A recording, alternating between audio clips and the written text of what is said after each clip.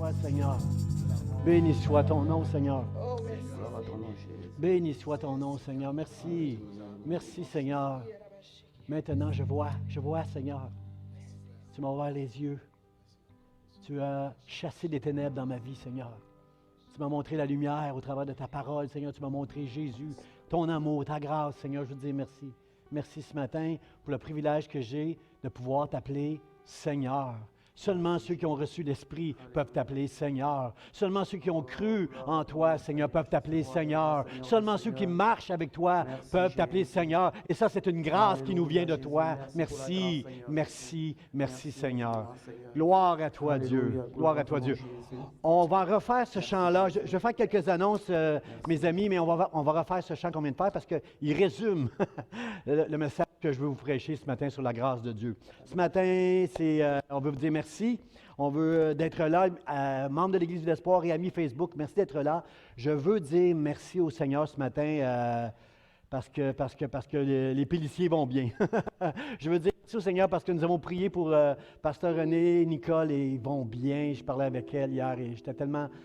Je l'écoutais et je bénissais Dieu. Merci, merci, merci Seigneur. Merci pour tous ceux qui ont prié pour eux. Je considère que c'est un miracle là, avec leur santé. Dieu a vraiment protégé et gardé les péliciers. J'aimerais encourager l'Église Vie d'Espoir à prier pour Guylaine. Guylaine Gagné, c'est une sœur qui s'est jointe à nous. Elle combattait un cancer lorsqu'elle s'est jointe à l'Église il y a 2 ans et demi, 3 ans. Et depuis une semaine, elle a reçu le diagnostic, encore une fois, d'un cancer de la gorge. Alors, je vous invite à prier pour notre sœur Guylaine, s'il vous plaît, qui était pauvre, mais qui met toute sa foi en Dieu. Alors, je rends grâce au Seigneur pour sa foi. Je veux dire que mercredi soir, nous avons une étude biblique. C'est le 2e mercredi du mois. Alors, c'est le pasteur Charlie qui vous invite au travers d'un Zoom à une étude biblique interactive où chacun participe au passage des Écritures que vous allez regarder avec pasteur Charlie. Aussi, vendredi prochain, il y a un Zoom pour tous les jeunes. Chaque semaine, les jeunes, le vendredi, il y a un Zoom avec pasteur Charlie. Alors, je remercie Dieu pour ces Zooms où les jeunes semblent... vous avez des défis particuliers, la jeunesse, dans cette génération, à traverser et ensemble, avec la parole de Dieu, le conseil de Dieu, vous allez traverser très bien tous ces défis-là.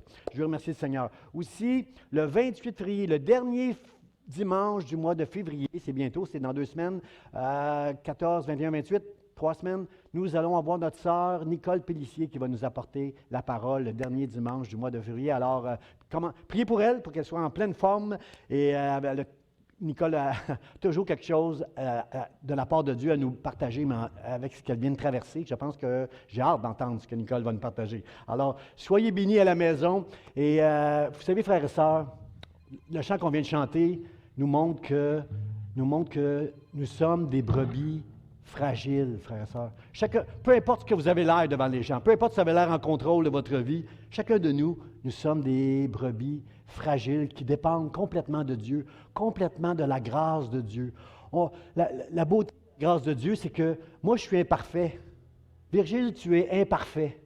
Mais Dieu nous bénit. Dieu nous aime et il nous fait grâce, il nous bénit malgré qu'on est totalement imparfait. Aussi, ce que j'aime de la grâce de Dieu, c'est qu'on peut être très spirituel. Je bénis Dieu pour la provision spirituelle qu'il m'accorde. Lorsque j'ouvre la Bible, lorsque j'étudie sa parole, combien je suis béni. Je bénis Dieu pour la vie spirituelle qu'il m'accorde, alors que je suis une personne absolument très humaine.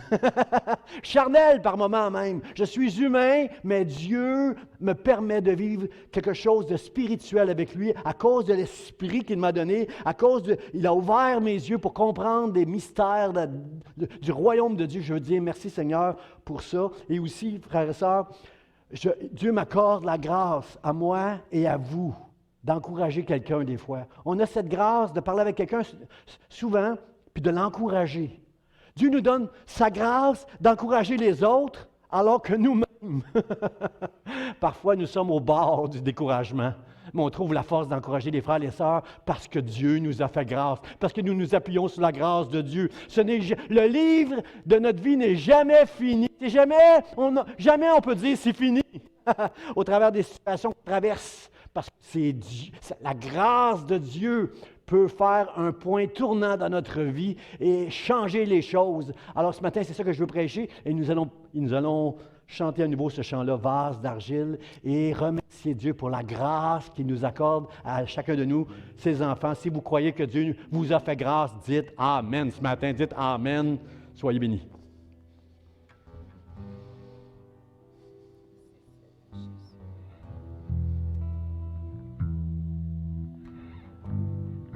Gloire à toi, Dieu, je t'aime.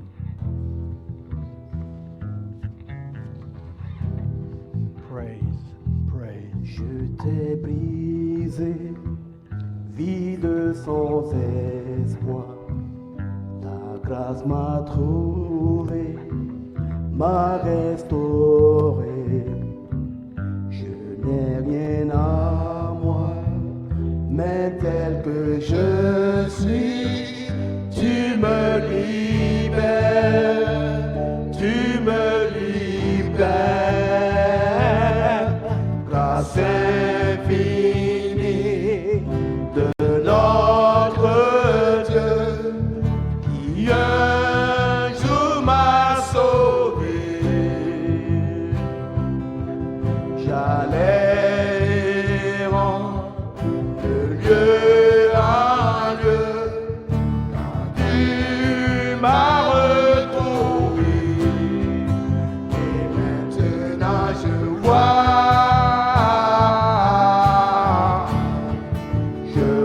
l'amour, la grâce dans tes yeux, donnant ta vie pour moi, me ramenant de la mort à la vie. Oh,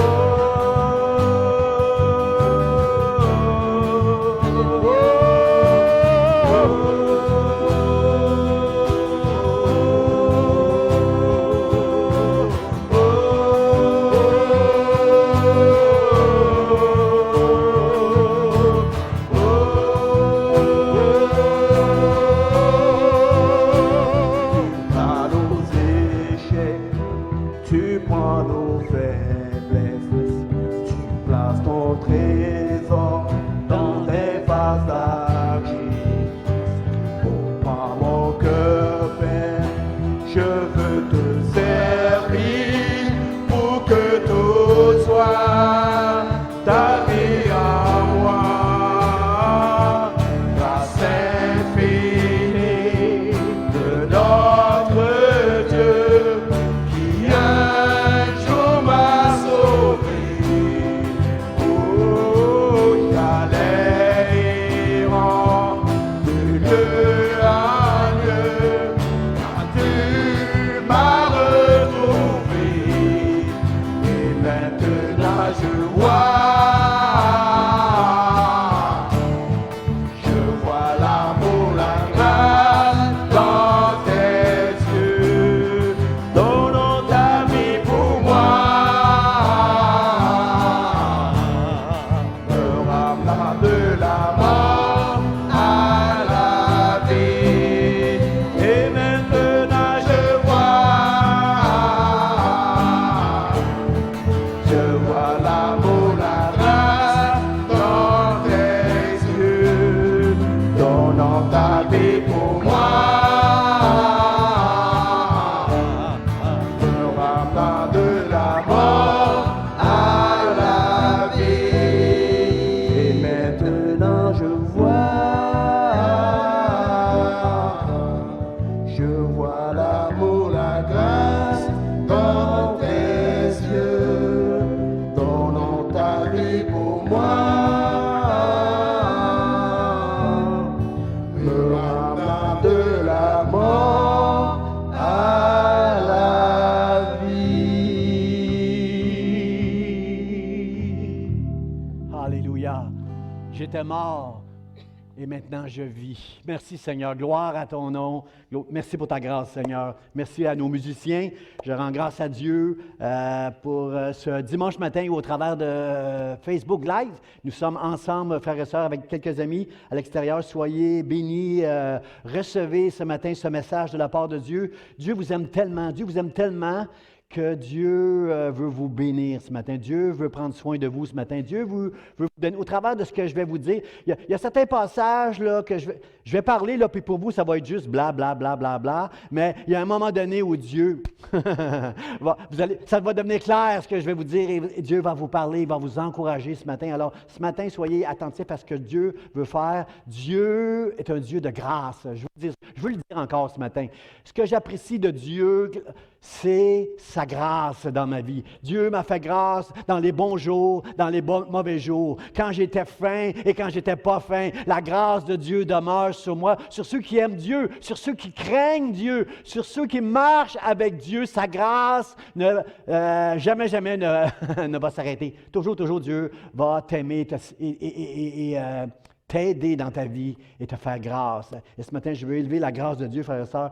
J'ai à l'esprit cette personne qui écrit au Père Noël à un moment donné qui dit « Père Noël, j'ai été sage cette année. » On comprend qu'en écrivant ça, cette personne-là espère avoir beaucoup de cadeaux de la part du Père Noël parce qu'elle a été sage. « J'ai été sage cette année, Père Noël. » Et à un moment donné, cette personne-là, dans un élan d'honnêteté, va biffer ce qu'elle vient de dire. Elle va rayer ça, elle va dire « Père Noël, j'ai pas toujours été sage cette année, mais j'ai fait des efforts, beaucoup d'efforts. » Et encore une fois, cette personne-là a été saisie d'une espèce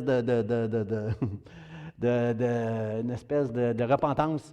Elle a biffé encore cette phrase-là pour finalement dire « Père Noël, je dois être honnête là, j'ai pas été sage cette année. Alors, je ne mérite pas tes cadeaux, alors je vais aller acheter moi-même mes cadeaux. » Alors, tout ça pour dire que avec Dieu, ça ne fonctionne pas comme ça. Avec Dieu, sa grâce ne dépend pas de ce qu'on va être sage. Parce que, frère et sœur, le jour, je ne sais pas dans ta vie quand tu as connu Dieu, mais à partir du jour où tu vas connaître Dieu, ta vie ne sera jamais assez longue pour apprendre toute la sagesse que Dieu veut nous communiquer à vous et à moi. La Bible nous encourage d'être sages, mais ce n'est pas quelque chose qui arrive du jour au lendemain lorsque tu deviens chrétien. C'est toute ta vie à étudier la parole de Dieu, à suivre le conseil de Dieu, à faire les efforts que tu comprends, que tu saisis dans la parole de Dieu qui vont t'aider à acquérir la sagesse. Mais frère et sœur, vous et moi, on n'est pas assez sages, nous ne sommes pas assez sages, mais Dieu veut nous rendre sages au travers de son amour, sa grâce, sa parole, la vérité. Dieu va nous aider, frères et sœurs, il va toujours nous bénir. Il n'est pas comme le Père Noël, là, comme les parents qui disent « Sois sage si tu vas avoir les cadeaux de cette année. » Dieu n'est pas comme ça. Mon frère, ma sœur, Dieu t'aime tel que tu es. On l'a chanté ce matin, mais moi, je le crois de tout mon cœur que Dieu m'aime tel que je suis. Ça n'a pas toujours été facile pour moi de croire ça. Parce que moi, je suis le genre de personne que je fais une petite chose qui n'est pas bien et je ressens une culpabilité. J'ai besoin de la grâce de Dieu, j'ai besoin d'aller dans la présence de Dieu pour confesser et me débarrasser de cette chose que j'ai pensée, que j'ai dit ou que je n'ai pas fait. J'ai besoin d'être clair avec Dieu chaque jour. Et c'est pas facile pour moi de comprendre que Dieu m'aime tel que je suis, mais je le crois de tout mon cœur. Ça, c'est la grâce de Dieu, frères et sœurs. Tel que nous sommes, Dieu nous aime. Mais la bonne nouvelle, c'est qu'il va me transformer. Je vais être métamorphosé, frères et sœurs. Je vais être métamorphosé au travers de mon cheminement avec Dieu, que tu as 15 ans ce matin, que tu connais Dieu, ou que tu en as 95. Dieu va te métamorphoser chaque jour. Tu vas connaître sa grâce qui va te changer et te permettre de t'approcher de lui toujours plus proche à cause qu'il t'aime, à cause de sa grâce. Je ne le dirai jamais ce matin. Grâce, grâce, grâce. Ce matin, si j'avais un titre à donner au message que je veux que vous entendiez ce matin, c'est « Là où je suis, Seigneur, en ce moment ». Il y a des gens pour vous, ce matin, là où vous êtes, surtout avec le COVID et tout ce qui prend place autour de nous, frères et sœurs et amis. Il se peut qu'en ce moment, tu ne vois pas clair dans ta vie. Il se peut qu'en ce moment, tu te poses des questions. Il se peut que dans ton mariage, il se peut qu'avec tes enfants, ça se peut qu'au travail, ça se peut que ton avenir, ça se peut que ta santé, je ne sais pas. Je dis plein de choses. Il se peut qu'en ce moment, ce n'est pas clair dans ta vie. Ce matin, j'aimerais que tu puisses dire avec moi, après ce message, « Seigneur, ouvre mes yeux. Ouvre mes yeux. Et Dieu va faire la lumière dans ta vie au travers de sa parole, mon frère, ma soeur, mon ami. C'est la parole de Dieu qui est la lumière qui va éclairer la noirceur, les espaces dans ta vie qui sont un peu sombres. C'est la lumière de la parole de Dieu qui va mettre tout ça en lumière. Alors ce matin, dis avec moi, on va le dire tout de suite, ouvre mes yeux, Seigneur, ouvre mes yeux, ouvre mes yeux. Dis-le, mon frère, ouvre mes yeux, Seigneur, dans le nom de Jésus. On va regarder le texte ensemble. On est dans le livre des Juges ce matin. On va regarder ce texte qui nous parle de Samson. Samson, cet homme fort. Je ne crois pas que Samson était un homme qui avait des gros muscles. À un moment donné, ça m'a tenté pour la finale de mon message, ça m'a tenté de revêtir un costume avec des gros muscles. Parce que, vous me connaissez, je n'ai pas des si gros muscles que ça. Je m'entraîne pourtant, mais je n'ai pas des si gros muscles. Mais Samson, je ne crois pas qu'il avait de si gros muscles. Je crois que la puissance de cet homme, c'est clair dans la Bible que la puissance de cet homme venait de Dieu, venait de l'Esprit de Dieu qui était sur lui. Mais je ne crois pas qu'il avait des gros muscles parce que les gens étaient étonnés de la force qu'il y avait dans cet homme-là. Alors, ce n'est pas ses muscles. Alors, je ne vais pas revêtir un costume avec des gros muscles à la fin de mon message comme je voulais faire une espèce d'illustration que vous allez vous souvenir. Non. Il n'y avait pas de grands muscles dans Samson. Il y avait la force de Dieu en lui. Et chacun de nous, nous avons besoin d'expérimenter la force qui nous vient du ciel, la force qui nous vient au travers de notre foi, de notre confiance en Dieu, la force qui nous vient de sa grâce, parce que la vie n'est pas facile, la vie va être de plus en plus difficile. Nous connaissons présentement, je ne crois pas que ça va aller mieux dans quelques années. Frères et sœurs, ça va être de plus en plus difficile, mais nous avons besoin de la force de Dieu et Dieu va nous la donner parce que c'est un Dieu de grâce. Alors le texte nous dit ce matin, au temps des juges, après Josué, avant les rois, avant que Israël commence à avoir des rois, il y avait un juge qui s'appelait Samson en Israël et là on est à une période de sa vie, à la fin de sa vie. Alors ça nous dit, alors Samson invoqua l'Éternel et dit, Seigneur éternel, souviens-toi de moi, je te prie. Ô Dieu, donne-moi de la force seulement cette fois, et que d'un seul coup, je tire vengeance des Philistins pour mes deux yeux. Tu dois comprendre dans cette histoire-là que Samson, c'était un juge en Israël. Avant qu'Israël ait des rois, commençant avec Saül, David et les autres, avant que Israël ait des rois, après la sortie de l'Égypte, sous Josué, sous le conseil de Moïse, lorsqu'ils ont traversé la mer Rouge, Dieu avait dit à Moïse de dire au peuple, lorsque vous allez traverser la mer Rouge, vous allez entrer dans le pays, vous allez chasser les nations qui sont devant vous parce que ce sont des nations idolâtres, ce sont des nations qui commettent toutes sortes de péchés.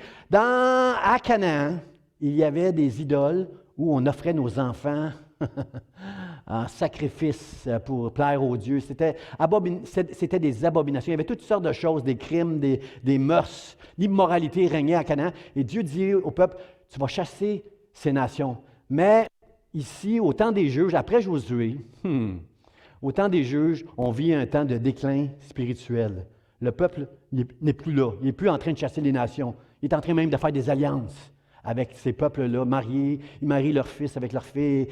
Dieu avait dit, faites pas ça parce qu'ils vont vous influencer. Vous allez commencer à servir leurs idoles, servir leurs dieux. Arrête. Ne faites pas ça. Et on est là dans le temps des jours. On est dans un temps de déclin spirituel. On est dans un temps de ténèbres. Et voici, Samson, c'est un homme qui avait été choisi par Dieu très jeune pour être plus tard un libérateur en Israël. Il y avait une force surnaturel sur Samson. Samson faisait des choses extraordinaires. On a un texte où, à un moment donné, avec ses mains nues, il a déchiré un lion. À un moment donné, il est avec 1000 Philistins, un peuple qui dominait Israël à ce moment-là. 1000 Philistins sont autour de lui, ils sont en train de le conduire dans leur ville forte. Et à un moment donné, il était attaché, Samson, il brise ses liens, il va trouver une espèce de mâchoire d'âne tout près de lui. Il prend la mâchoire de l'âne et il va dans un combat épique. J'ai de la difficulté à imaginer un combat comme ça parce que moi, j'ai déjà fait un peu de plus jeune du karaté et après, j'étais jeune et après 2 minutes, j'étais complètement plus d'énergie, Et lui, 1000 hommes avec une espèce de mâchoire d'âne, la Bible nous dit, il a vaincu les 1000 hommes. Alors, c'est un exploit, c'est simplement un miracle, frères et sœurs. C'est une force surnaturelle, puissante qui était sur Samson. Et là, maintenant, parce qu'il a combattu, il est dans un état présentement où on lui a crevé les 2 yeux. Samson a les 2 yeux crevés. C'est pour ça qu'il fait cette prière ici. Il a les 2 yeux crevés parce que si l'ennemi, si tu fais des ravages, si dans ta foi, tu es en train de faire des ravages dans ce monde, tu es en train de convaincre des gens de la vérité, de la grâce de Dieu, de l'amour de Dieu. La façon que l'ennemi fonctionne, c'est toujours la même manière. Il va essayer de t'aveugler. Si tu marches avec Dieu, si tu veux t'efforcer de marcher avec Dieu, de l'aimer de tout ton cœur, de le servir, Dieu, l'ennemi, ce que l'ennemi a trouvé bon concernant Samson, lorsqu'il a vaincu Samson, c'est de lui crever les 2 yeux pour le rendre aveugle. Pourquoi Samson est aveugle? Pourquoi tout à coup Samson se retrouve prisonnier et aveugle dans la ville de Gaza, la ville des Philistins? C'est qu'à un moment donné, il est tombé en amour avec une femme qui s'appelle Délila. Et cette femme-là, par crainte des Philistins, peut-être par amour pour l'argent, on lui a offert des sommes d'argent incroyables pour que cette femme trouve le secret de la force de Samson, cet homme fort qui faisait des ravages chez les Philistins. Et à un moment donné, à force de demander à Samson de lui dire son secret, la Bible dit que Samson, à un moment donné, lui a ouvert son cœur. Vous savez, frères et sœurs, si Dieu nous demande de l'aimer de tout notre cœur, c'est parce que notre cœur, il y a quelque chose dans notre cœur qui s'attache facilement à toutes sortes de choses. Si tu n'es pas attaché à Dieu de tout ton cœur, tu vas finir par croire des mensonges, tu vas finir par croire à des folies. Dieu veut nous garder, frères et sœurs. Si tu aimes Dieu de tout ton cœur, il n'y a rien dans ce monde, ni l'argent, ni l'amour des femmes, des hommes, ni de l'argent, ni le pouvoir. Il n'y a rien dans ce monde qui va être plus important que d'honorer Dieu, servir Dieu, marcher avec Dieu, connaître Dieu. Absolument rien d'autre. Et Samson est tombé dans ce piège. Samson, tranquillement, est tombé dans a fait toutes sortes d'erreurs. Et là, maintenant, à un moment donné, parce que sa force venait du fait que depuis qu'il était jeune, qu'il était consacré à Dieu au travers d'un vœu qu'il avait fait, c'est-à-dire le naziréat. Le naziréat, pour Samson, c'était que le vœu qu'il avait fait lorsqu'il était très jeune, que ses parents avaient fait pour lui lorsqu'il était jeune, c'était le rasoir ne passera jamais sur sa tête et sa force va être dans ses cheveux. Alors, Samson avait 7 tresses dans ses cheveux, il s'est fait 7 belles tresses et finalement, cette femme là a réussi à convaincre Samson de lui dire c'est quoi le secret de ta force, toi? Le secret de ma force, c'est dans mes cheveux. J'ai fait un vœu à Dieu lorsque j'étais jeune que jamais le rasoir ne passerait sur mes cheveux. Alors, elle a réussi à endormir cet homme-là. Et mon frère, ma soeur, si tu aimes Dieu de tout ton cœur, sache que si tu fais des ravages dans ce monde à cause de ta foi, si ta foi dérange les gens, si avec ta foi tu es en train de convaincre des gens qui devraient venir à Dieu, sache que l'ennemi va faire toutes sortes de choses pour t'enlever ta force. Et elle a réussi à endormir Samson, ils ont coupé ses cheveux, ils ont rasé ses tresses, ils ont rasé ses cheveux, et lorsque Samson s'est réveillé, il était un homme sans force. L'Esprit de Dieu s'était retiré de lui et ils l'ont fait prisonnier.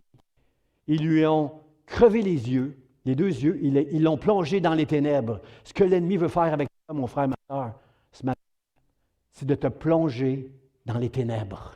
Il veut que tu ne vois plus clair. Il veut t'éprouver par toutes sortes pas nécessairement en te crevant les yeux physiques, mais il va te placer dans des situations où tu ne verras pas clair. Mais combien sont avec moi ce matin pour dire « Seigneur, Seigneur, ouvre mes yeux. » Samson, maintenant, il est à Gaza, il est dans un temple, le temple de leur dieu Dagon. On ne connaît pas beaucoup ce dieu-là. Dieu Dagon, il était là dans ce temple, les yeux crevés, en train d'amuser les gens, de divertir les gens. Lui qui faisait des ravages chez l'ennemi. Maintenant, il amuse les gens, il divertit les gens, il joue, il tourne en rond une meule dans sa prison. Il est maintenant en plein centre de ce temple où il y a environ 3000 Philistins, ennemis du peuple de Dieu. Ils sont là dans ce temple en train de s'amuser aux dépens de Samson, et il est là. Mais la bonne nouvelle ce matin, c'est que Samson ne voit plus rien. Il est comme dans la confusion. On a chanté ce chant-là ce matin. Il est dans la confusion. Et la vie veut nous amener... dans ce monde, il y a beaucoup de mensonges. Dans ce monde, il y a beaucoup de ténèbres, frères et sœurs. Jésus dit, la nuit vient où on ne pourra plus travailler. En voulant dire, les ténèbres vont couvrir de plus en plus la terre vers la fin des temps. Il y a quelque chose de pire que le COVID. Il y a quelque chose de pire que toutes les épreuves qu'on peut connaître. C'est de ne pas connaître Dieu. C'est de ne pas voir clair, de ne pas voir l'amour de Dieu et sa grâce envers chacun de nous. Et la bonne nouvelle ce matin, c'est que bien que Samson a été plongé dans les ténèbres pour neutraliser cet homme fort, ils ont cru bon de le lier et de lui couper les cheveux, de le lier et de lui crever les yeux, de le plonger dans les ténèbres. Mais j'aimerais vous dire, frères et sœurs, ce matin, j'aimerais vous encourager et faire réfléchir aussi, c'est que Dieu Dieu est très à l'aise, lui, dans les ténèbres. Les ténèbres, ce n'est pas un problème pour Dieu. Les ténèbres, c'est un problème pour nous. Mais ce n'est pas un problème pour Dieu. Parce que Dieu est à l'aise au milieu des ténèbres. Dieu, par sa lumière, par la vérité, par sa parole de Dieu, il chasse les ténèbres. Et mieux que ça, ce matin, ce que je veux vous prêcher ce matin, c'est qu'au milieu de nos ténèbres, Dieu va nous métamorphoser. Au milieu des ténèbres, au milieu de cette situation difficile dans laquelle tu es ce matin, Dieu veut te faire grâce. Dieu désire, je remercie Dieu dans cette vie que grâce à lui, il y a eu des moments dans ma vie que j'appelle des points tournants. Il y a des points tournants dans notre vie, des avant et des après, alors que Dieu ouvre nos yeux sur une situation. Et la situation que tu traverses ce matin, Dieu va t'ouvrir les yeux. Dieu, il y a des points tournants dans la vie de Dieu, et ce matin, il y a un point tournant pour ta vie à toi. Dieu est très à l'aise, lui, avec les ténèbres. Moi, je n'aime pas ça être dans la confusion. Je n'aime pas ça quand il y a des moments sombres dans ma vie. Dieu, lui, est très à l'aise parce que la Bible nous dit qu'au commencement, Genèse chapitre 1, au commencement, Dieu a créé le ciel, les cieux et la terre. Et la Bible nous dit qu'il y avait à la surface des abîmes des ténèbres. Et l'Esprit de Dieu se déplaçait au-dessus de l'abîme. Mon frère, ma soeur, Dieu est très à l'aise avec les ténèbres. Parce que Dieu est plus grand que les ténèbres. Les ténèbres, c'est une absence de lumière. Dieu, lui, est lumière. Jean, chapitre 1, nous dit, au commencement était la parole, et la parole était avec Dieu, et la parole était Dieu, et la parole a été faite chair, elle a habité parmi nous, et nous avons vu sa grâce. La parole de Dieu, en elle, est la vie et la lumière des hommes. Mais la lumière qui luit dans les ténèbres, mais les ténèbres ne l'ont pas reçu. Jésus, c'est la parole de Dieu faite chair. Jésus, c'est la lumière qui est venue dans ce monde. Mais pour voir, mon frère, ma soeur, mon ami, il faut recevoir. Il faut recevoir cette lumière. Il faut recevoir la foi que Dieu est Dieu. Dieu est au-dessus des ténèbres. Dieu a dit que la lumière soit, et la lumière fut, et les ténèbres ont été chassées. Dieu n'est pas embêté par les ténèbres.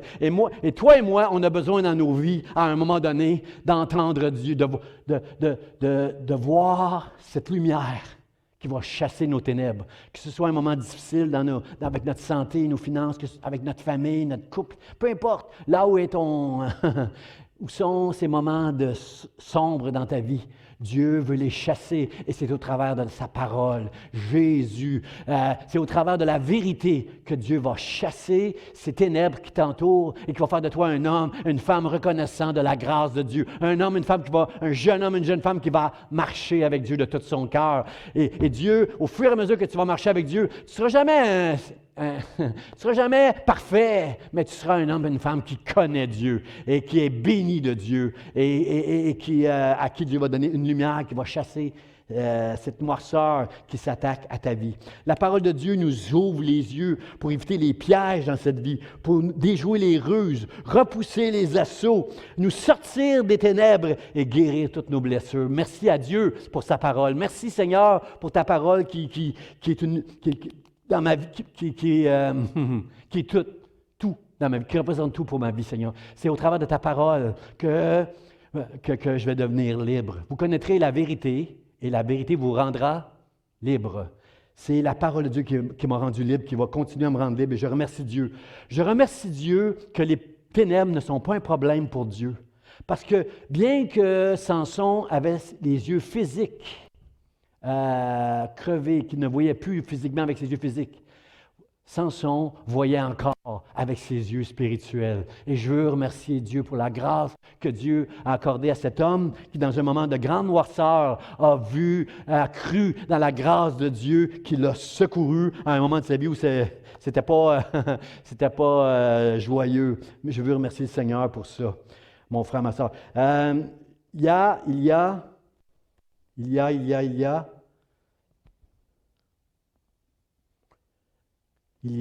a un passage dans Psaume 119, verset 18. Le psalmiste nous dit, « Seigneur, ouvre mes yeux pour que je contemple les merveilles de ta loi. » Je crois que nous sommes dans une génération où nous avons besoin de voir ce Dieu de grâce. Parce que nous traversons des moments difficiles en ce moment, nous sommes privés de nos proches, nous sommes confinés, nous sommes isolés. Et ça, c'est un danger quand on est isolé pour que plusieurs choses prennent place de difficile. Vous savez, Samson, c'est un des rares juges, c'est le seul qui agissait seul. Samson, c'était un homme fort, mais il n'y avait jamais une tribu d'Israël qui était derrière lui pour l'aider dans ses combats. Il était seul pour combattre l'ennemi d'Israël, les Philistins. Ça, c'est pas bon. On ne peut pas être seul. L'ennemi sait que lorsqu'il nous isole, c'est plus facile de tomber dans des pièges, c'est plus facile de tomber dans une espèce de noirceur dans notre vie. Nous avons besoin de la communion fraternelle. Nous avons besoin des frères, des sœurs. Nous avons besoin de nous approcher de Dieu en lisant sa parole, en étudiant sa parole chaque jour. Nous devons apprendre dans la grâce de Dieu que nous dépendons de Dieu chaque jour. Je dépends de Dieu complètement chaque jour. La Bible dit, la nuit vient. Il y a des ténèbres qui s'en viennent. La COVID, c'est juste un clin d'œil. Il y a des ténèbres qui vont prendre place sur cette terre de plus en plus. Et tu as besoin de t'approcher de Dieu, de t'accrocher à Dieu de tout ton cœur. Je crois qu'il y a toujours eu l'Église de Laodicée, à tous les siècles, il y a eu des mauvaises églises, des églises froides, des églises religieuses. Mais je crois, comme certains commentateurs, que l'Église de Laodicée, elle va être très présente dans la fin des temps. C'est une Église à qui Dieu dit, parce que tu es misérable, parce que tu es pauvre, aveugle et nu, je te conseille d'acheter de moi un collier pour faire du bien à tes yeux.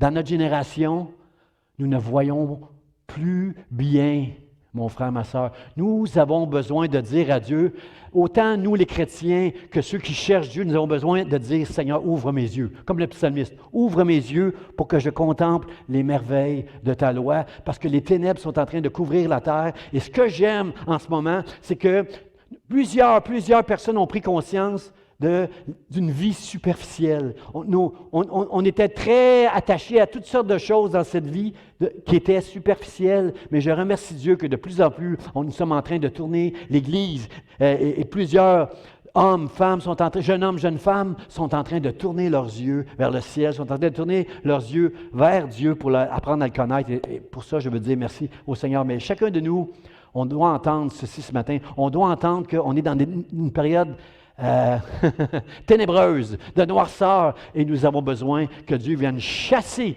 avec sa parole, avec la lumière, chasser ces ténèbres dans nos vies, chasser ces ténèbres autour de nous, dans le nom de Jésus. Dieu va faire ça, frère, c'est à cause de sa grâce. Mon premier point ce matin que je veux partager avec vous, c'est lorsque Samson dit « Seigneur éternel, souviens-toi de moi, je te prie. » J'ai intitulé ça « Je me souviens » parce que je ne sais pas qui a inventé ce slogan sur nos plaques automobiles. Est-ce que c'était un chrétien?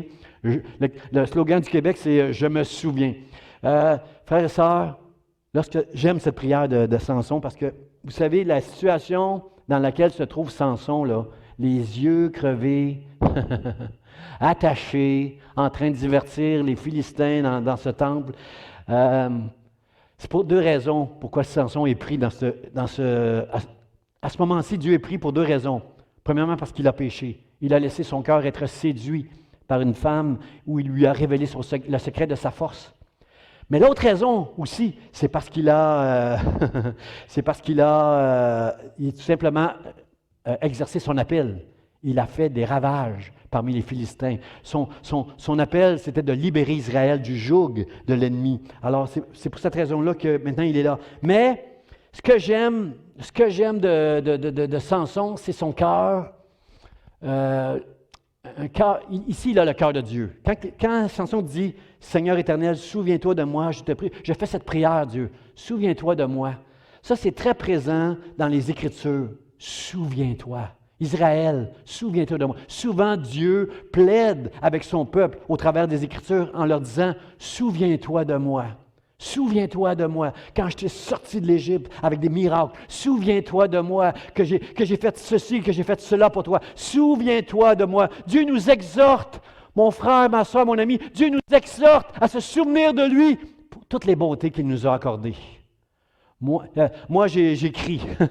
Quand Dieu me fait du bien, je l'écris quelque part parce que moi, je suis quelqu'un que je ne me souviens pas de ce que j'ai fait hier. Je n'ai pas une grande mémoire, là. Il y a des gens qui se souviennent de choses qui sont arrivées il y a longtemps. Moi, je n'ai pas une très, très grande mémoire de qu'est-ce que j'ai fait hier. Alors, j'aime écrire tout le bien que Dieu me fait. On va se souvenir des événements marquants. À Pâques, les Juifs, chaque année, les Juifs célèbrent la Pâques. C'est une loi de la Bible. « Souviens-toi de moi quand je t'ai sorti de l'Égypte. » Alors, il y a un repas spécial à Pâques pour les Juifs où ils se souviennent.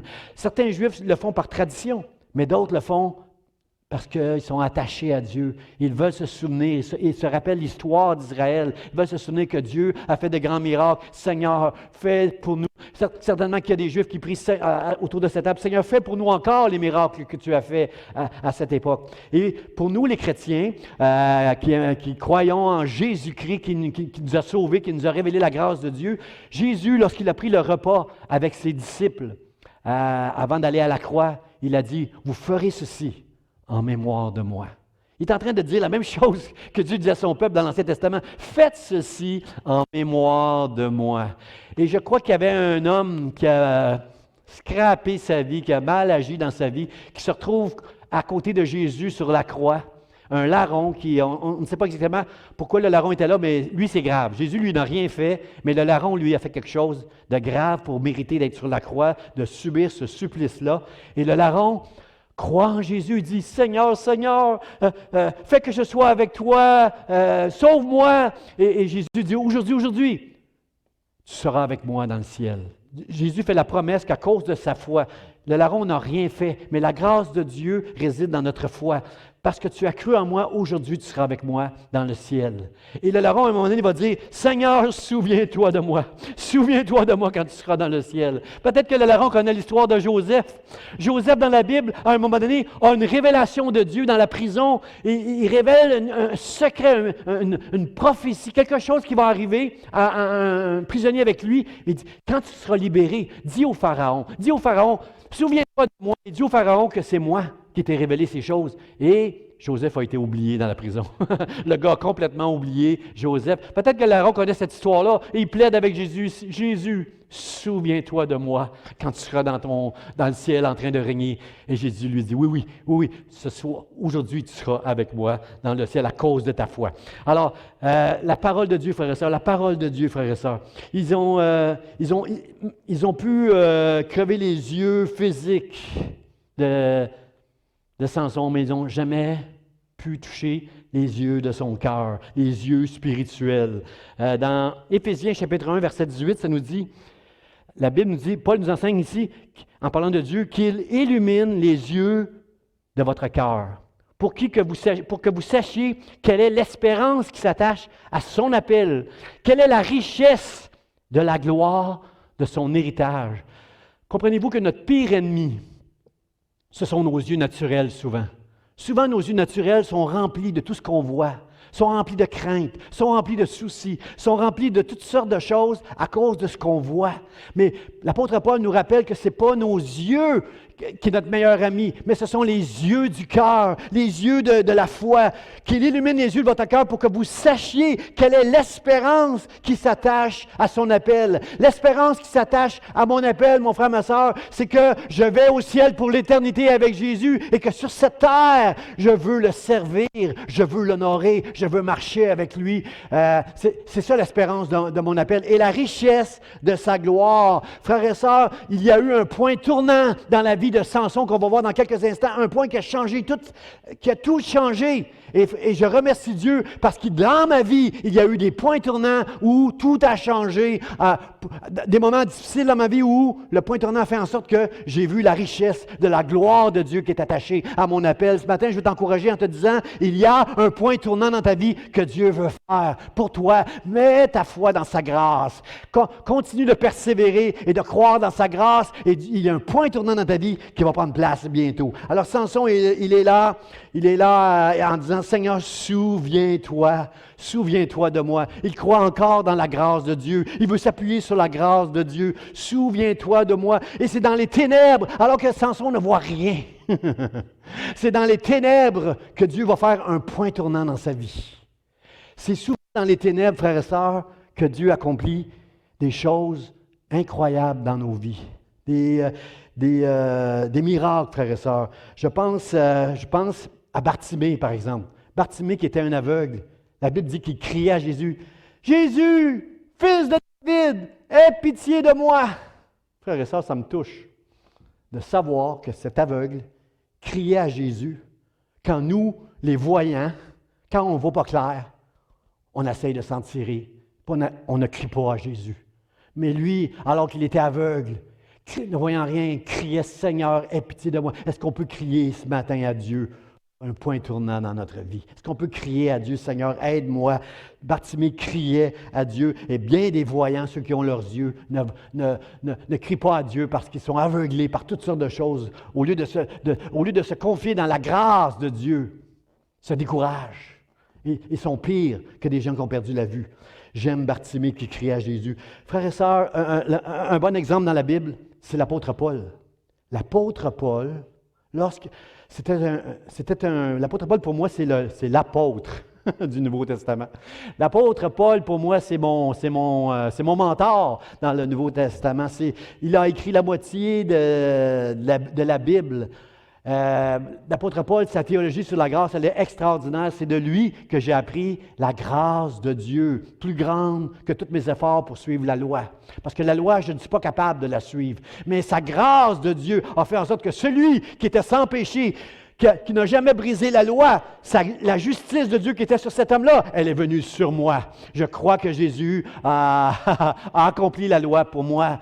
Et que maintenant je suis pardonné et que je peux m'approcher du Dieu 3 fois saint. Je peux m'approcher de Dieu à cause de ma foi que Jésus a tout accompli pour moi. Alors, ce que j'aime de l'apôtre Paul, c'est que dans sa conversion, cet homme qui était une bolle, il avait étudié à la plus grande université à l'époque, c'était un pharisien élevé au pied de Gamaliel, un rabbin fameux pour ses écrits. L'apôtre Paul, c'est toute une tête. Mais dans sa conversion, Dieu l'a rendu aveugle.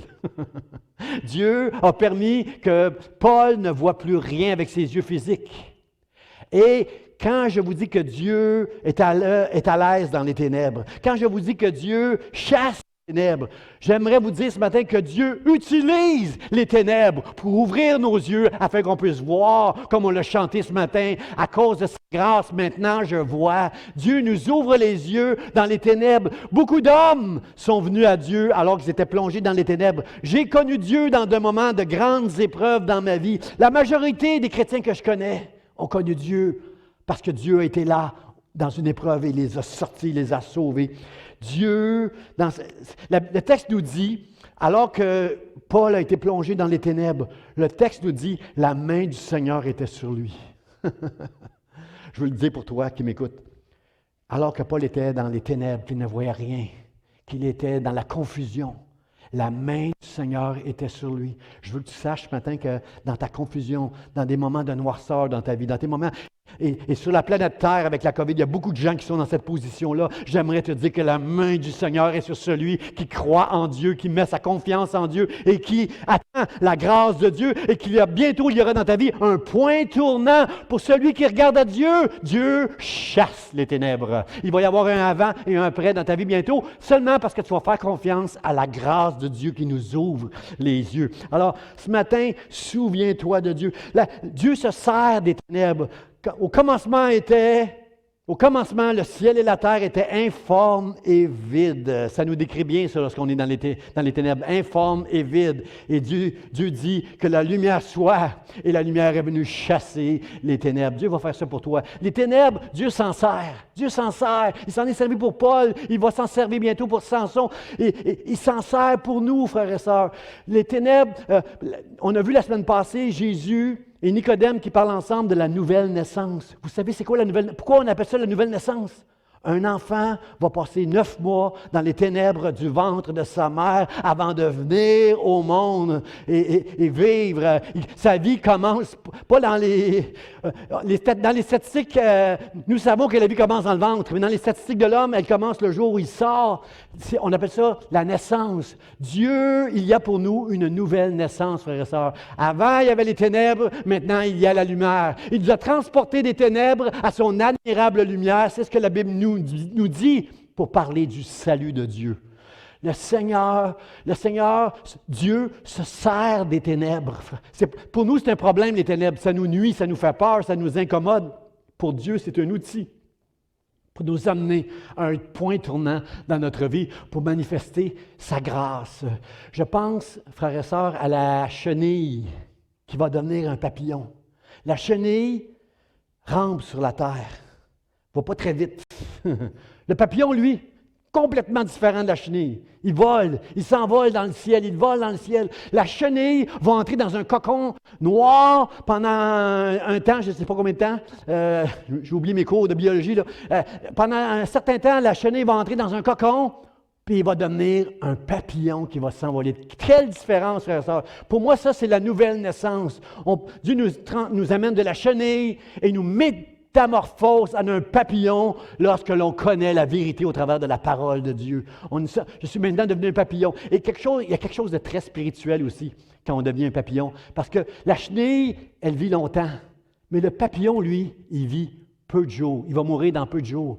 La Bible nous dit que Dieu nous appelle à mourir à nous-mêmes. La nouvelle naissance, c'est que je n'ai plus aucun amour pour les choses de ce monde. Maintenant, c'est Dieu que je veux aimer de tout mon cœur. Mon amour est pour Dieu, ce Dieu qui m'a fait grâce, ce Dieu qui m'a sauvé, ce Dieu qui me donne la vie éternelle, non pas à cause de toutes les bonnes œuvres que je pourrais faire, non pas à cause que je vais prêcher l'Évangile, à cause que lui m'a aimé, m'a sauvé et qu'il m'a donné la foi et j'ai gardé cette foi. Si Dieu ouvre ton esprit et te donne la foi en Dieu, garde-la, cette foi précieuse. C'est elle qui va t'amener au ciel pour l'éternité. Ce ne sont pas tes œuvres. C'est pas parce que tu es une bonne personne ou une mauvaise personne.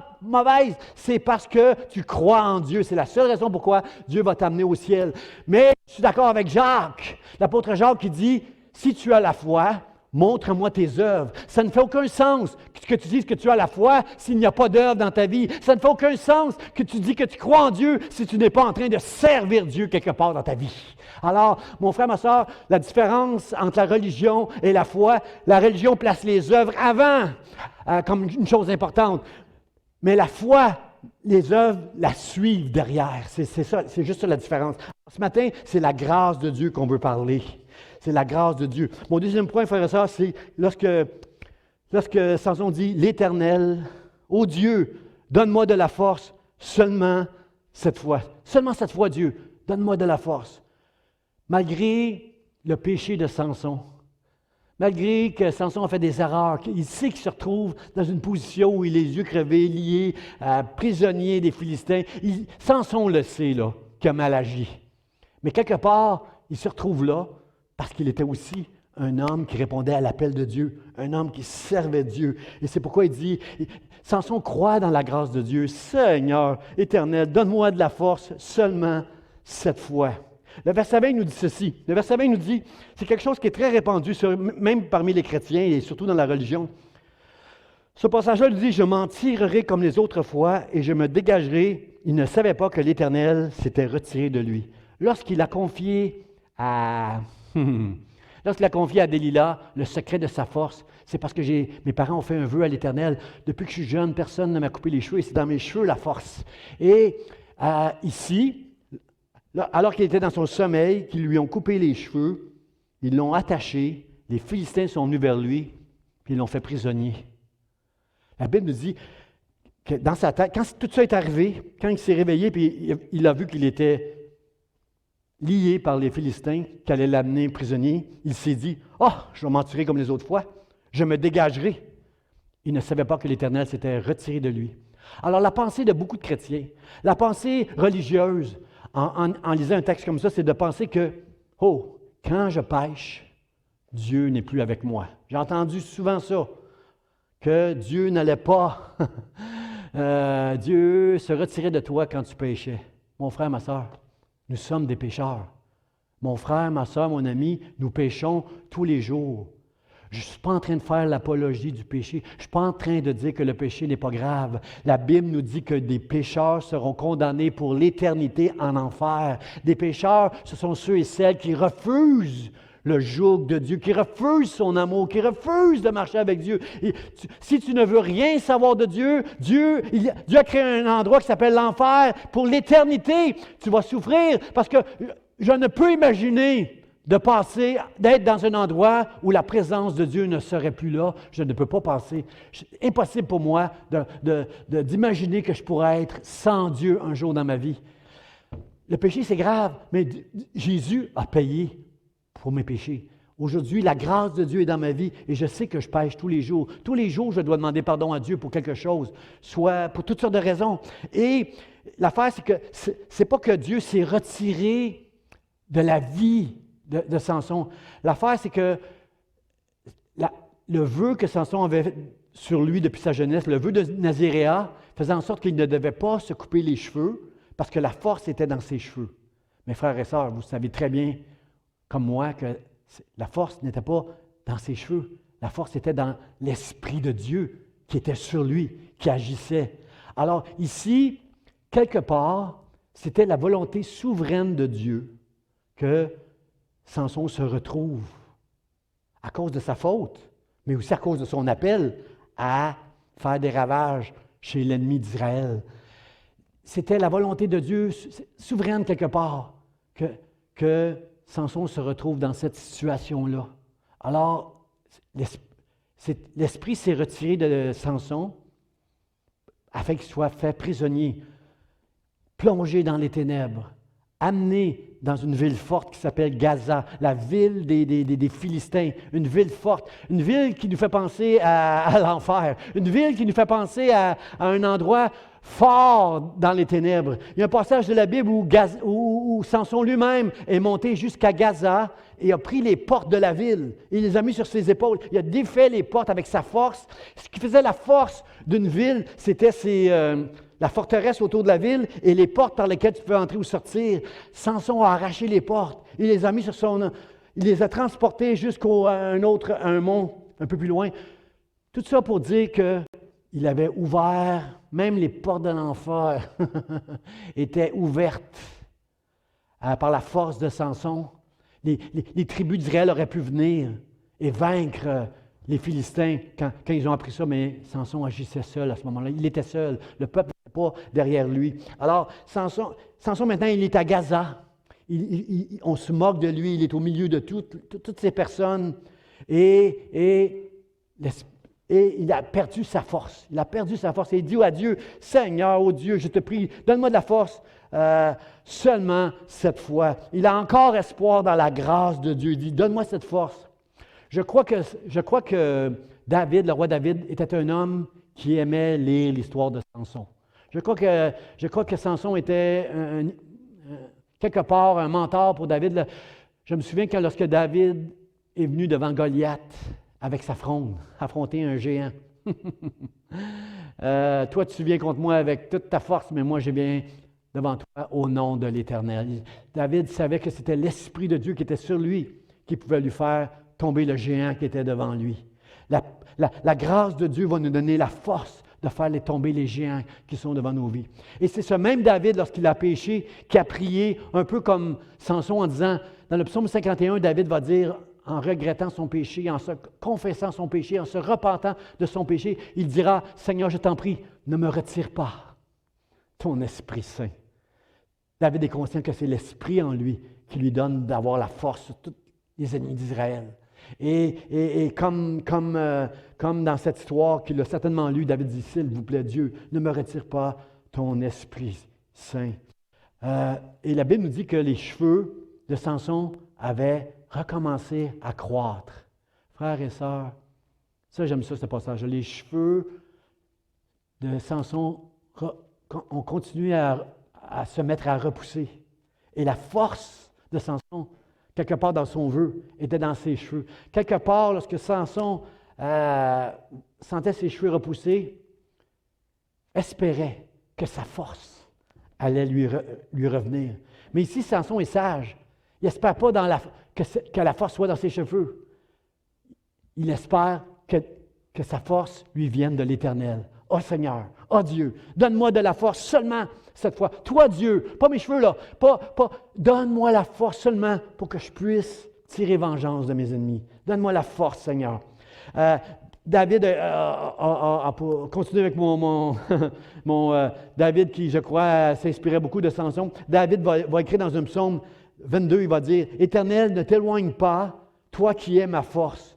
Viens en hâte à mon secours. » C'est un peu ce que nous est en train de faire Samson ici. « Seigneur, ne t'éloigne pas de moi, toi qui t'es retiré de moi à cause de ma folie, de mon péché. Seigneur, Seigneur, Seigneur, viens en hâte à mon secours. Viens à mon secours afin que je tire vengeance de mes ennemis. » Et ça, c'est mon troisième point, frères et sœurs. Mon troisième point que j'appelle les colonnes du mensonge.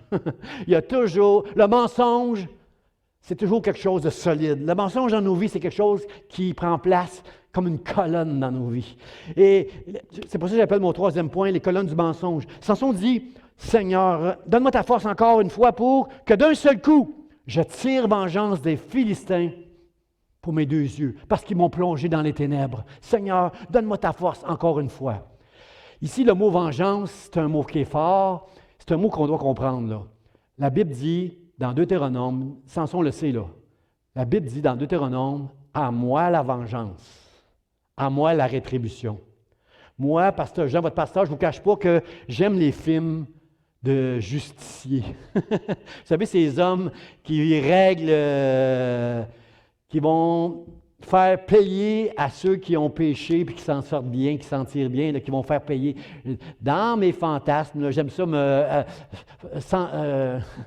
j'aime ça me sentir comme un justicier qui ramène la justice, qui fait la justice. J'aimerais ça dans ma chair, faire justice. En ce moment, je sais que, surtout mes frères noirs, avec toute l'histoire du racisme en ce moment, on parle beaucoup de racisme en ce moment, et je sais que j'ai peur que le racisme nous amène à faire des actions de vengeance, des actions où, vous savez, avec tout ce qui a pris place là, dans les derniers mois, ça donne beaucoup de munitions à quelqu'un qui souffre du racisme pour faire quelque chose, une action, pour dire, là, il doit y avoir quelque chose on doit faire un acte de justice, là. C'est incroyable là, tout ce qui prend place. Même chose avec nos frères autochtones en ce moment, il y a un mouvement là, pour faire justice. Il y a un mouvement dans les CHSLD aussi. Comprenez-vous qu'il y a beaucoup d'injustices autour de nous, frères et sœurs. Et jusqu'à notre mort, il va y avoir des injustices. Dieu ne nous appelle pas à se venger. Dieu ne nous appelle pas à faire justice. Jésus, sur la croix, a dit, « Père, pardonne-leur ceux qui vont me donner la mort, car ils ne savent pas ce qu'ils font. » Comprenez-vous, mon frère, ma soeur, que toutes les injustices, c'est le péché derrière les injustices qui est le responsable de toutes ces injustices. C'est pas... il y a des hommes bons et des hommes méchants, mais c'est le péché. C'est le péché qui fait qu'on fait face à toutes sortes d'injustices. C'est pourquoi Dieu dit, « À moi la vengeance, à moi la rétribution. » Mais ce que Samson nous parle ici, c'est qu'il est en train d'exercer son appel. Il est en train, lui, de combattre l'ennemi. Il est en train de combattre les Philistins. Et ne me dites pas que vous faites une action méchante en disant « Dieu me permet de combattre des ennemis. » Je ne suis pas avec vous. Je ne suis pas avec vous. Nous n'avons pas le droit à la vengeance. Mais ici, c'est un acte de Dieu va permettre va faire une grâce, va accorder une grâce à Samson pour qu'il puisse, en un seul moment, vaincre plus d'ennemis parmi les Philistins que pendant toute sa vie. C'est ce que la Bible nous dit quelque part. Il a vaincu ce jour-là il a fait plus de victimes chez l'ennemi, chez les Philistins, ce peuple qui opprimait Israël, que pendant toute sa vie. Les 1000 hommes qu'il a battus avec sa mâchoire et tous les 30 hommes à un moment donné. Vous savez, tous ceux que Samson a pu battre, c'est ce jour-là, dans quelques instants, que Dieu va lui donner sa plus grande victoire. Toi, tu es ma force, Dieu. Les colonnes du mensonge, frères et sœurs, c'est important. C'est important, frères et sœurs, de combattre le mensonge. Je le répète, je ne suis pas en train de dire que le péché, ce n'est pas grave. Le péché, c'est grave. Mais la grâce de Dieu est plus grande que nos péchés, que nos fautes. Si tu aimes Dieu de tout ton cœur, ne laisse pas des péchés que tu as faits dans le passé nuire à ta vie aujourd'hui. Beaucoup de gens restent sous le mensonge. Beaucoup de gens sont affectés. Je donne un exemple, l'image. L'image aujourd'hui, c'est tellement important, là. L'image que tu veux donner. Sur Facebook, c'est toujours la plus belle image. Les gens changent leur profil régulièrement. Voici mon nouveau... J'ai changé ma page de profil. C'est rarement une photo plus laide que celle que tu avais. C'est une photo qui t'améliore. L'image est tellement importante. Combien de femmes se trouvent grosses? Combien de femmes se trouvent pas belles? Parce qu'il y a des standards qu'on a établis. Puis avant, c'était juste à l'école qu'on avait une certaine forme d'intimidation. Maintenant, les réseaux sociaux font en sorte que plein de gens sont affectés par les commentaires et l'image qu'ils ont d'eux-mêmes et l'estime qu'ils ont d'eux-mêmes. Et moi, ce matin, je veux plaider pour Samson. Je veux plaider pour Samson parce que, oui, Samson a mal agi dans sa vie, alors qu'il était appelé à Dieu à faire des ravages chez l'ennemi. Mais Dieu a fait des erreurs. Mais si Samson se retrouve là, mon frère, ma soeur, mon ami, ne le juge pas trop sévèrement, parce que si Samson se retrouve là, c'est parce que lui, il était au front. Il était en train de se battre contre l'ennemi. Alors que chez les chrétiens, il y a beaucoup d'agents secrets. J'utilise ce terme-là, agent secret. J'écoutais mon fils Simon prêcher la semaine dernière à son église, puis il utilisait ce terme-là, agent secret. J'aime ça. Parce qu'un agent secret, c'est un chrétien que personne ne sait qu'il est chrétien. Ni à son travail. Moi, mon travail, les gens savaient que j'étais chrétien. J'ai un directeur qui me disait, « Jean, tu peux parler de toutes tes affaires, là, mais dis pas Jésus. Il ne voulait pas que je prononce le nom de Jésus. Mais il y a des chrétiens à leur travail, après des années, personne ne sait qu'ils sont des chrétiens. Dans leur entourage, personne ne sait qu'ils sont des chrétiens. Et pour ajouter, mon fils disait, et même eux, des fois, ne savent pas qu'ils sont des chrétiens, les agents secrets. Alors, Samson, ce n'est pas un agent secret. Samson, c'est un homme qui fait des ravages chez l'ennemi, qui risque sa vie par amour pour son Dieu et pour son peuple Israël. C'est un homme qui est en train de servir Dieu à un niveau, un peu comme nos policiers qui sont sur la route, risquent, de plus en plus on voit des choses qui prennent place dans les journaux où on attaque les policiers, on tire sur les policiers. De plus en plus, nos policiers sont la cible du mal qui règne sur cette terre. Et Samson est un peu comme ça. Il est le juste. Il représente la justice de Dieu. Il fait des ravages parmi l'ennemi. Il est au front. Il est au front, frère et sœur. Nous, là, quand on regarde un article dans le journal en Afghanistan, qu'un soldat a mis le pied sur une mine, on est dans notre salon quand on lit ça. Lui, il est au front. Il est au milieu des dangers. Lorsque tu sers le Seigneur, lorsque tu prêches l'Évangile pour que les gens viennent à la connaissance du salut, à la connaissance de la grâce de Dieu, à la connaissance de Jésus-Christ, lorsque tu es au front, sache, mon frère, ma sœur, sache que tu vas avoir des tentations plus hautes. Plus tu es un agent secret, plus ta vie va être tranquille. Mais plus tu vas t'investir pour Dieu, plus que tu vas servir Dieu, plus tu vas être la cible de l'ennemi pour t'écraser. Et je trouve que plus que la moitié des commentaires que je peux lire sur la vie de David, de Samson, les commentateurs sont très durs envers Samson. Ils nous disent que sa vie est un exemple pour pas qu'on tombe dans le péché. Ils ne voient pas tout ce que Samson a fait. Il y a quelques années, j'ai rencontré un frère avec qui j'ai étudié au collège biblique. Je l'ai croisé par hasard à son lieu de travail. Et ce frère-là a servi le Seigneur, a prêché l'Évangile, aimait Dieu. Il faisait des ravages dans le royaume des ténèbres. C'était un homme qui était au service de Dieu.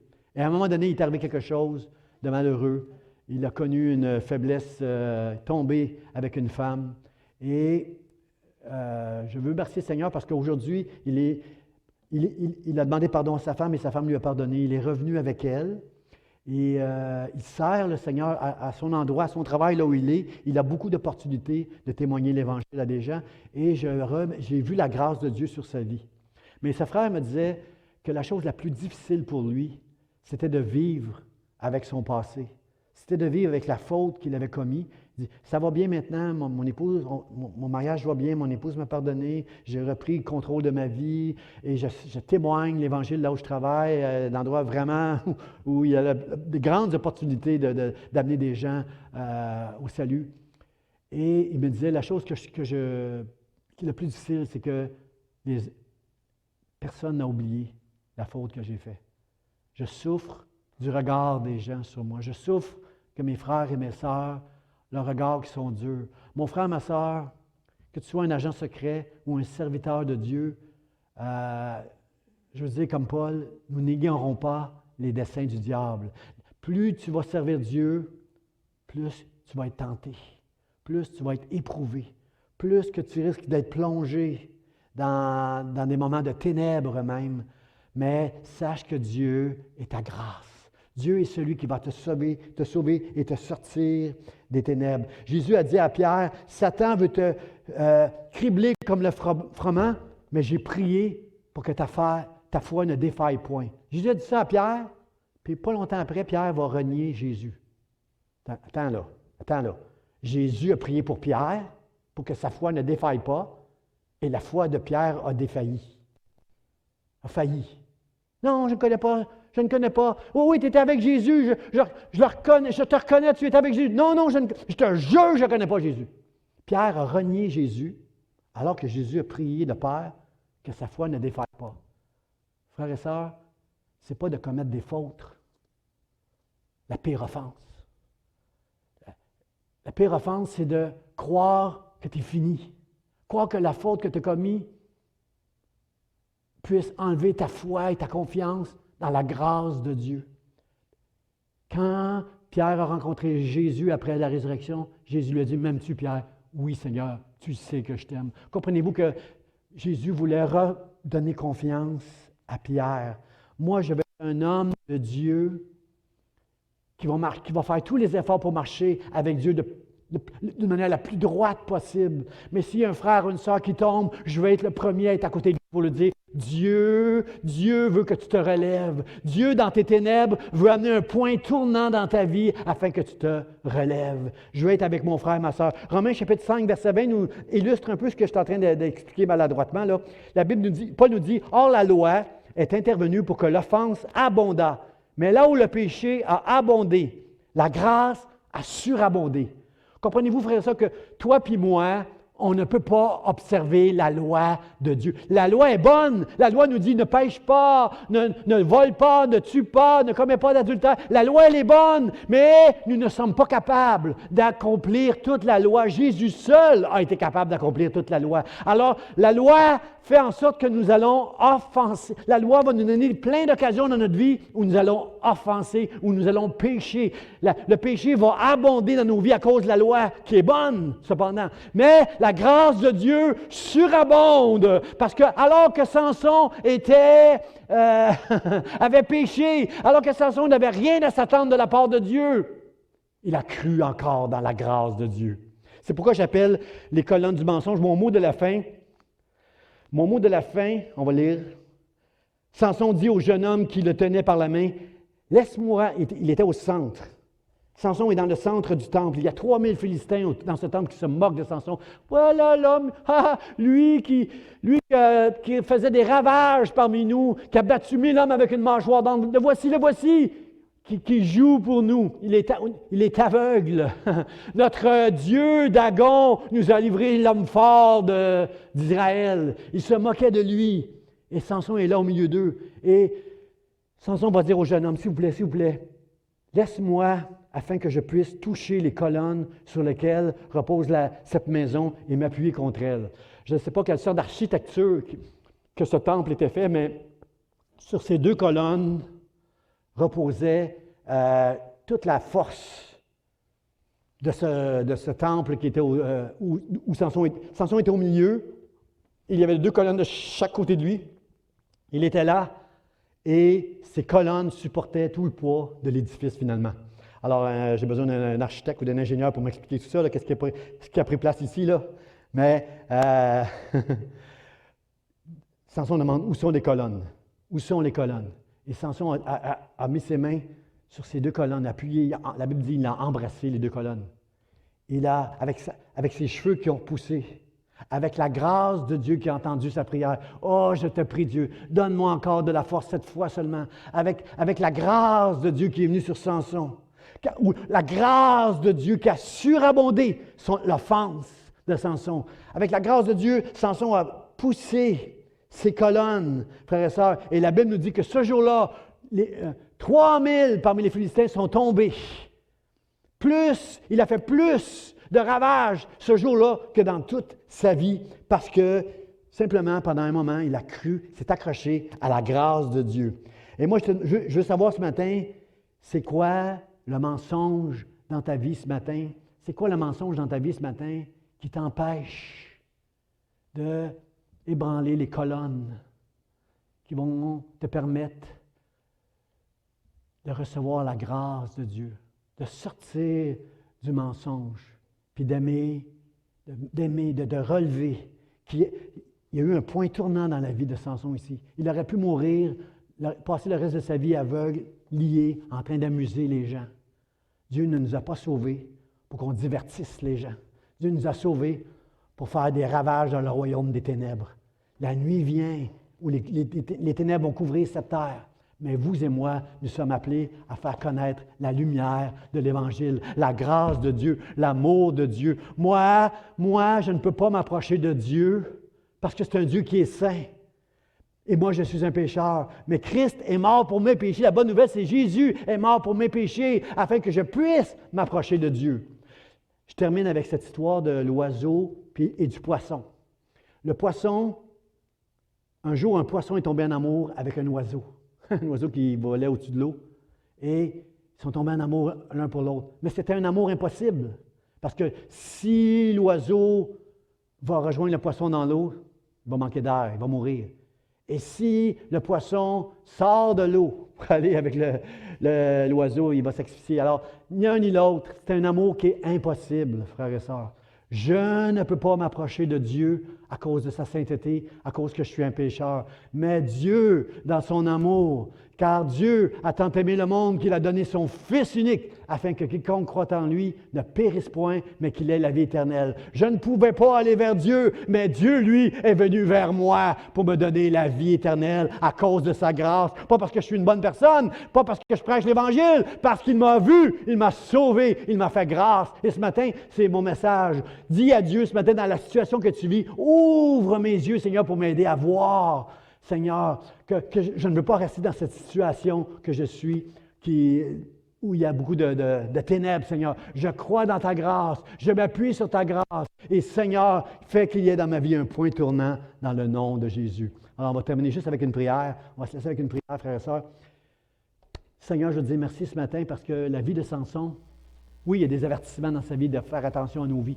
Mais moi, ce que je vois, Seigneur, ce matin, c'est une grâce extraordinaire. Une grâce que tu as fait à Samson à la fin de sa vie. Seigneur, Samson n'est pas mort avec ce sentiment d'échec. Tu lui as permis de mourir au milieu de ses ennemis avec une grande victoire, Seigneur. Une grâce. Tu lui as donné la force, Seigneur.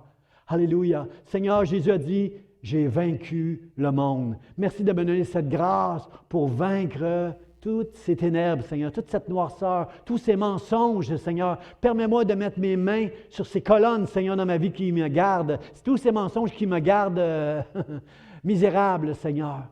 Dieu, tu as dit dans ta parole, vous connaîtrez la vérité et la vérité vous rendra libre. Je prie que tu nous rendes libres ce matin, Seigneur. Je prie que tu nous accordes d'ouvrir nos yeux afin qu'on puisse voir cette grâce merveilleuse. Jésus mort, qui meurt sur la croix parce que tu nous aimes, Seigneur. Tu ne nous as pas laissés avec nos péchés. Tu es venu les enlever. Tu es venu briser la puissance du péché, Seigneur. Et ce matin, plusieurs ont besoin que tu leur ouvres les yeux, Seigneur, à cette grâce merveilleuse. Seigneur, tu es un Dieu qui est à l'aise dans les ténèbres. Tu es un Dieu qui chasse les ténèbres. Et tu es un Dieu aussi qui utilise les ténèbres dans nos vies, les épreuves, pour nous, qu'on puisse s'approcher de toi et de la vérité. Je veux te dire merci ce matin si tu as parlé à un frère ou à une sœur, afin qu'elle puisse saisir toute cette grâce, ton amour, dans le nom de Jésus. Amen. Soyez bénis. Bon dimanche, chacun de vous. Que Dieu ouvre nos yeux.